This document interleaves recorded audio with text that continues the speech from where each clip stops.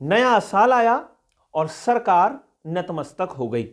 सरकार सिर्फ उत्तराखंड की ही नतमस्तक नहीं हुई है, बल्कि दिल्ली में भी बदलाव की सुगबुगाहट सुनाई दे रही है।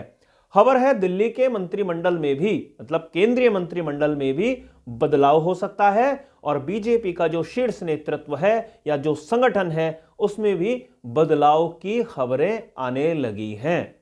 उत्तराखंड में भी सुगबुगाहट तेज है। सरकार नतमस्तक होने जा रही है। सरकार नतमस्तक होने जा रही है जनता के सामने। आखिर ऐसी क्या मजबूरी हो गई कि सरकार को नतमस्तक होना पड़ रहा है? अभी तक मुख्यमंत्री पुष्कर सिंह धामी की जिन मंत्रियों और अधिकारियों ने बात नहीं सुनी है, वो आगे कैसे मुख्यमंत्री की बात सुनेंगे? मुख्यमंत्री की तरफ से क्या हिदायत दी गई है और किस तरीके के संदेश दे दिए गए हैं, ये सारी बातें मैं आपको विस्तार से बताऊंगा। लेकिन अपने इस प्रकरण पर मैं आगे बढ़ूं उससे पहले अपने तमाम सम्मानित दर्शकों से मेरा आग्रह है, अभी तक अगर आपने हमारे इस चैनल को सब्सक्राइब नहीं किया है तो इस चैनल को सब्सक्राइब आप जरूर कर लीजिए और खबर को लाइक करने से चूकिएगा मत। अपनी प्रतिक्रियाएं भी जरूर हम तक भिजवाइएगा ताकि आपके मन की बात भी हम समझ सकें।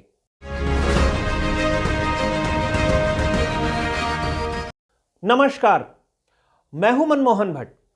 2022 का साल खत्म हो रहा था, 2023 के आगमन की प्रतीक्षा थी। सभी लोग नए नए लक्ष्य निर्धारित कर रहे थे। सरकार ने भी अपना लक्ष्य निर्धारित कर दिया है। पहले जो नेता, मंत्री, अधिकारी अपने दफ्तरों में ही बैठे रहते थे, उनको काम सौंप दिया गया है। यानी कि प्रभारी मंत्री और प्रभारी अधिकारी अब जिलों का दौरा करेंगे। यह खबर लगातार आ रही थी, लेकिन अब जिलों से आगे ब्लॉक स्तर पर जाने के आदेश मुख्यमंत्री पुष्कर सिंह धामी की तरफ से जारी किए गए हैं। बड़ी बात, बड़ा सवाल यह है कि आखिर मुख्यमंत्री को अपने कैबिनेट मंत्रियों को, अपने प्रभारी मंत्रियों को यह हिदायत, यह संदेश क्यों देना पड़ा? उसकी बड़ी वजह है, साल 2022 नई सरकार के गठन का साल था। जनता ने जैसे तैसे करके बीजेपी को दोबारा स्थापित कर दिया, लेकिन यह सरकार किसी के अपेक्षाओं पर खरी उतरती ऐसा हुआ नहीं। एक के बाद एक ऐसे प्रकरण सामने आए जिससे जनता सड़कों पर सामने दिखाई दी। चाहे आप यूकेएसएससी का मामला देख लीजिए, चाहे विधानसभा भर्ती घोटाला देख लीजिए, चाहे अंकिता भंडारी का मर्डर देख लीजिए। ये कुछ ऐसे प्रकरण थे गिने चुने जिन्होंने सरकार को काफी बैकफुट पर धकेल दिया। अपनी छवि को चमकाने का कोई मौका राज्य सरकार को नहीं मिला।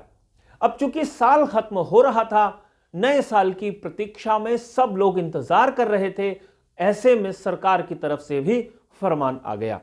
फरमान तमाम मंत्रियों को दिए गए। तमाम प्रभारी अधिकारी नए साल से पहले नियुक्त किए गए। स्पष्ट दिशा निर्देश मुख्यमंत्री कार्यालय की तरफ से आए हैं कि वो गांव का दौरा जरूर करेंगे।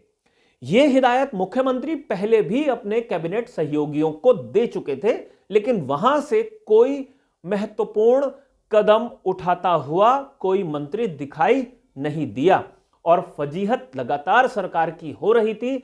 इसलिए 2023 में ऐसी कोई फजीहत ना हो और ग्राउंड लेवल की जानकारी मिलती रहे, इसलिए अपने मंत्रियों को नतमस्तक करने के लिए पुष्कर सिंह धामी ने हिदायत दे दी है। ना सिर्फ यह हिदायत दी गई है, बल्कि बाकायदा मुख्यमंत्री कार्यालय एक चार्ट जारी करेगा। यानी हर मंत्री को जाना होगा। प्रभारी मंत्री हैं, कई जिलों के प्रभारी मंत्री होते हैं। जिस जिले का जो प्रभारी मंत्री है वो अपने जिले में जाएगा, ब्लॉक स्तर पर, ग्राम स्तर पर जाएगा, जनता की समस्याओं को सुनेगा, राज्य सरकार और केंद्र सरकार की जो नीतियां हैं उसको ग्रामीणों को जरूर बताएगा। जहां जहां मंत्रियों को जाना है वो लिस्ट मुख्यमंत्री कार्यालय की तरफ से तैयार की जाएगी और जो काम मंत्री और प्रभारी अधिकारी करके आएंगे वो भी बताना होगा मुख्यमंत्री कार्यालय को कि वो किस तारीख को किस जगह पर गए, किस व्यक्ति से मुलाकात की, किस तरीके से मुलाकात की, कौन सी योजना के बारे में बताया गया, किस तरीके की समस्याओं को उन्होंने सुना, किन समस्याओं का समाधान किया।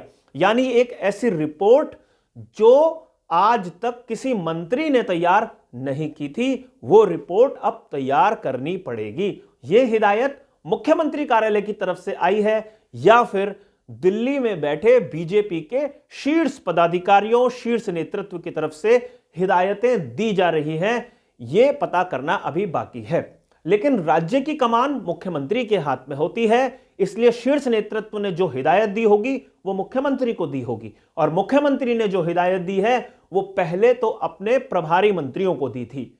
प्रभारी मंत्रियों का काम आसान हो इसलिए प्रभारी अधिकारी नियुक्त किए नए साल से ठीक पहले 2022 के खत्म होते होते। यानी प्रभारी अधिकारी के ऊपर एक बड़ी जिम्मेदारी है, योजनाएं किस तरीके से बनाई जानी है, किस तरीके से योजनाओं का इंप्लीमेंटेशन करना है। और दूसरी जिम्मेदारी प्रभारी मंत्रियों के ऊपर है जो ये परखेंगे कि राजनीतिक रूप से पार्टी कितनी मजबूत ग्रामीण क्षेत्रों में है। जाहिर सी बात है 2022 का वर्ष उत्तराखंड के लिए, बीजेपी के लिए कोई चिंता का कारण नहीं था। फजीहतें लगातार हो रही थी लेकिन किसी चुनाव में उतरना नहीं था बीजेपी को, इसलिए 2022 का वर्ष तो जैसे तैसे निकल गया। लेकिन 2023 में बीजेपी को चुनाव में जाना है। स्थानीय निकाय के चुनाव होने हैं, जो स्थानीय निकाय के नगर निगमों के जिनको कहा जाता है चुनाव होते हैं। 2024 का वर्ष तो हम सारे लोग जानते हैं कि लोकसभा के चुनाव का वर्ष है। इसीलिए दिल्ली दरबार ने भी अब परिवर्तन करने का मन बना लिया है। यानी उनके जो मंत्री परफॉर्म नहीं कर पा रहे हैं उनको एक बार फिर से बाहर का रास्ता दिखाया जाएगा। जिन राज्यों में चुनाव हैं वहां के बीजेपी नेताओं को केंद्रीय मंत्रिमंडल में शामिल किया जाएगा।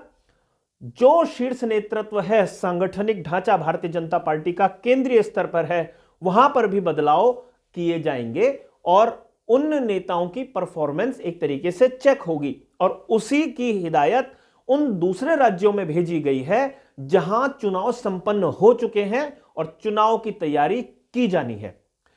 उत्तराखंड में मंत्री महोदय मुख्यमंत्री की बात कितनी सुनेंगे, जो हिदायतें दी गई हैं उसका कितना अनुपालन किया जाएगा और जो अधिकारी हैं वो कितनी गंभीरता के साथ अपनी रिपोर्ट को तैयार करेंगे, यह देखना काफी महत्वपूर्ण है। फिलहाल हम सारे लोग इंतजार जरूर करेंगे कि जो हिदायतें दी गई हैं उसका पालन कैसे होता है और जनता के सामने जब मंत्री नतमस्तक होंगे तो यह देखना काफी महत्वपूर्ण होगा कि जनता कैसा रिस्पॉन्स देती है अपने मंत्रियों को। साथियों, अभी के लिए फिलहाल इतना ही। अगली रिपोर्ट में फिर मुलाकात करेंगे। जाने से पहले आग्रह जरूर करूंगा, रिपोर्ट पसंद आई हो तो इसे लाइक जरूर करें, इसे शेयर करके अपने मित्रों तक जरूर पहुंचाएं, खबर पर अपनी राय जरूर दीजिए और चैनल पर अगर आप नए हैं तो इसे सब्सक्राइब जरूर कर लीजिए। नमस्कार।